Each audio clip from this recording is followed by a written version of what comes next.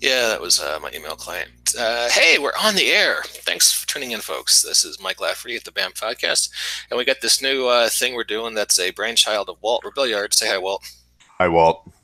And it's called Coffee and Concepts, where Walt and I just hash it out for 15 minutes about cool GM tips and tricks you can try out in your game or ideas. And what do we have today, Walt? To start off with the caffeine, we're looking at Black Rifle Coffee. Um, Nice. Hold it a uh, little bit higher. Oh, there we go. in my Coast Guard mug because, yeah, nothing says funny like Army drinking out of a Coast Guard mug. Semper Paratus. Been Yeah, watching exactly. a lot of Sharknado lately, and that comes up a lot. um, so Today I was thinking we could bounce into secret societies, and as a starting point, have you been watching The Order on Netflix? Just the first few minutes at the gym. Tell me about it. Um, so I don't want to spoil too much because I'm not that deep into it. But as far as the show goes, we start off with a young man who is at the end of his high school term and he's getting ready to go to college. And, mom has passed away. He's been raised by his grandfather. And everything seems normal in the beginning until he gets his rejection letter for the college that he was trying to get into. And he's reading this over his mother's grave. And as this goes on, we get a cutscene with the school administrator for Hargrave University, Belgrave University. Um, so this administrator basically has his picture along with other pictures of prospects. And you find out that magic is very real, and this uh, college is an epicenter for that kind of thing. And when I say magic, I don't mean like Harry Potter, where there are brooms and all sorts of stuff going on there and potions like galore. Um, So is it's it like the magicians on sci-fi? I'm sorry. Just like the magicians on sci-fi? Yeah, there's magic has very strict rules, and everything has a cost. And if you don't pay the cost, which I think is really cool in how they develop their magic system, um, if you don't pay the cost, um, you might get what you want out of the spell, but it won't technically work the way you intended. It's a pretty neat way to um, delve into a magic system, but the you find out that the kid has ulterior motives for wanting to join this secret order. Um, and the order initially starts off as like um, kind of like the skulls. Mm. It's the movers and shakers are all part of this organization, Oh, like and Skulls and Bones at Ivy League. Okay, yeah. Mhm. Yeah, the movers and shakers are all part of this organization. There's politicians and um, uh, and all sorts of stuff. But it's hard for this kid to get in because, of course, he and I won't be spoiling anything when I say magically gets a scholarship. Mm. Um, but you find out in the series that as he starts to progress through the order and starts to progress into the society, his ulterior motive is very, very severe. So, and if it's found out what he's doing, he is going to get either hurt or worse. So, I mean, that's the basic premise of it. If I wanted to compare this to a game, I would definitely say World of Darkness. Not so much for the gothic feel that those games seem to encourage, with the very deep black line art that they do in the 1990s, like goth. I'm sticking my tongue out as a vampire and doing this, with my Ronnie James Dio hand in the air. Um, uh, it R.I.P. yeah. Sorry. Um, there's the feel is more an us versus them because there's more than just the order out there, and the other faction is very, very interesting. Mm. And that's interesting. Hey, I'm sorry I said R.I.P. I thought Johnny James Dio had just died, but I guess I confused him with somebody else because he's been dead for 9 years now. So, Yeah. Well, we can still pour one out, although I am not pouring out my coffee. That's not happening. it looks like you're having a rough morning or afternoon. I don't blame you. Yeah, I just woke up, so night shift. So, well, how do we go about moving and shaking a secret organization into a game table? Do we start off the players that way, or do we introduce it slowly? Well, I'm not a fan of introducing things slowly in games, just because it's hard enough to get people scheduled to play at the same time. I think when you want to do a slow burn on stuff, you're rolling the dice, no pun intended, that you're ever going to have the second, third, fourth, fifth sessions that are doing it. So I kind of just like to open, hey, there's this going on, and y'all know about it because it's kind of like running investigations in games. It's hard to do it just right. So I kind of usually when I have them in games that I've been a part of that I've been running, they've usually been antagonists. I tend to run either supernatural or superhero stuff. So Kind of like Hydra. Hydra, yeah. Or I ran a long-running werewolf game back in the '90s, and there was a secret cabal of vampires working together with black spiral dancers, and you know, uh, every once in a while you get someone who defects from the cult who can gives you clues, or there's power struggles within the cult, and you find the bodies and some of the notes, and that's mainly been the way I've used it.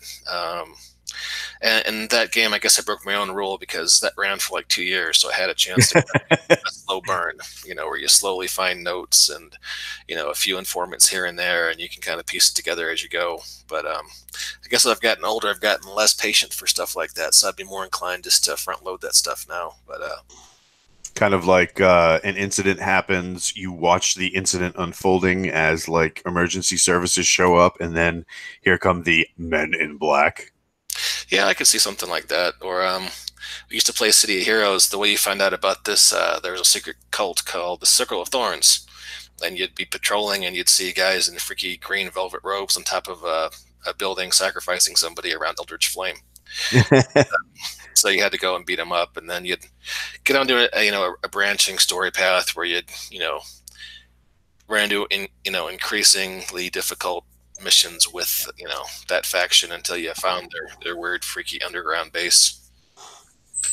So Nice. So when you do secret societies, do you tend to throw on cultist robes? Because in the order, they have some cool cultist robes. really, what kind? They're just basic, like it looks like kind of like the robes you would see in like a fraternity who's trying to be nondescript. Hmm. Um, they're semi tight on the top and then very loose and like almost like a trench coat on the bottom.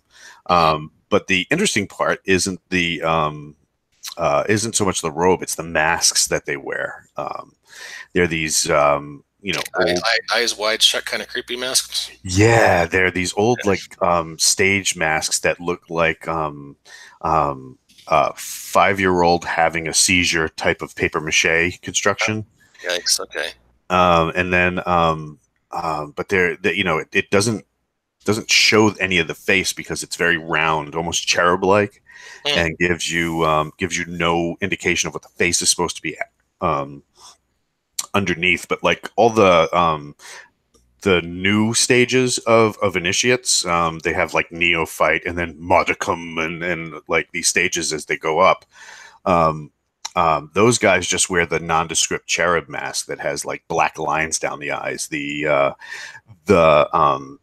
senior members who are higher up in the order, they have more interesting masks Hmm. until you get to like the guy who's kind of running things, and he's got this long like goat skull with horns coming out to the side and giant horns going up. And the actor they got to play him Hmm. is very cool. He's been in a lot of stuff, and he usually does military roles. He's been in the unit. He's been in SEAL team. He's been on like all these different like military operator shows. I forget his name, but you know him when you see him. He's been in a lot TV shows where he's like an action star, and in this he's kind of like an academic, which is a neat twist because he doesn't look like an academic. He looks like he just got off the CrossFit gym floor.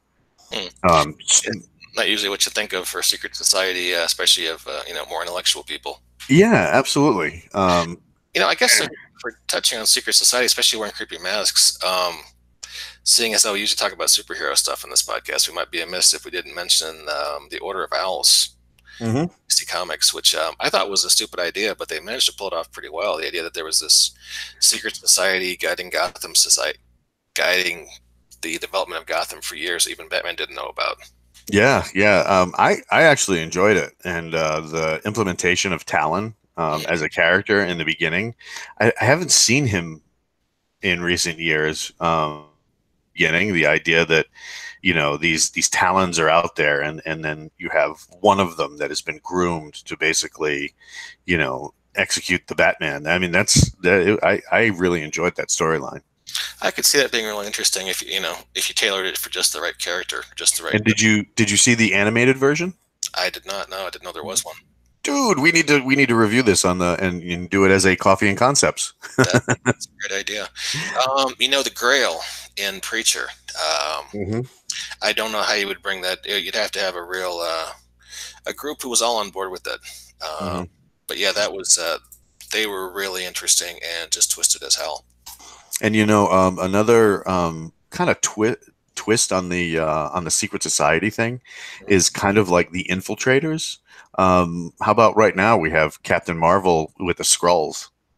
They've infiltrated every portion of Secret Invasion storyline from about 8 years ago in Marvel Comics. Where they've invaded everything. Secret Invasions, that's going back like 10, 12 years, isn't it? Yeah. I remember we were just leaving Iraq, and I was super excited because Marvel Unlimited had just come out. So not only was I able to get comics as we were waiting on flight lines for what do you call it to kind of come home, but they had these cool like newsletters that they were flashing in your email once a week, and one of the things was like I was getting these weird videos from like companies I never signed up for, and then you click them, and there were videos of like kind of like Johnson and Johnson commercials, and every once in a while you get a flash where a kid couldn't hold his his transformation, and you'd get the little Skrull chin, and I'm like, holy marketing. Very cool. Yeah, I remember they did some really great marketing for the first Civil War. I remember being really psyched about it too and really interested, and then I gotta say I wish they ended it in a little more entertaining and satisfying fashion, but yeah, I was really psyched going into that too. Yeah, so I mean, there's a lot of cool a lot of cool properties that you can mine for several of these ideas. Grabbing if you're going to implement a secret society, how to do it and how to do it well. In fact, I've thought about ways to do an adventure where you did an homage to Marvel's Illuminati. Nice. Where you had 4 or 5 of the biggest superheroes doing not entirely above board stuff. That'd be an interesting conspiracy to kind of stumble on and pick apart. Just takes a lot of world building to get to a place where you can have that. Yeah, and some of that you have to lay the seeds for that really early. I mean, if you look at Hickman's run, as he did that like World's End thing where the Illuminati was going and stopping parallel universes from crashing into ours with the whole Black Swan thing, and having Reed Richards doing his best to try and keep this from happening, and then it ended in that whole multiverse thing that they did. But for a while, it was really interesting the way that they were going about in New Avengers, finding these parallels and stopping them from crashing, which was very, very cool. I mean, it had this whole clandestine operations vibe, and meanwhile, you had guys like Black Panther and Reed Richards really guiding everything to try and keep our main 616 from getting exploded. So that was really cool. For those who might be into this as a science fiction slant, in the latest Hazard Studio release, Shadows on Starlight, there's rules for the White Star game, which can you can strip the rules out. They're fairly light and pretty much use it for anything like a superheroes game or what have you, for running clandestine operations in a secret society. And have that at the table. It's fairly detailed in how it goes about setting up this kind of game at the game table. So if you guys are into it, please check it out. Cool. And with that, I have to wrap up. Nice. Know these next week. Thanks for your time, Walt. Thanks. Hey, cheers. Who tuned in, and we'll catch you next time on Coffee and Concepts / the BAMF podcast. Peace.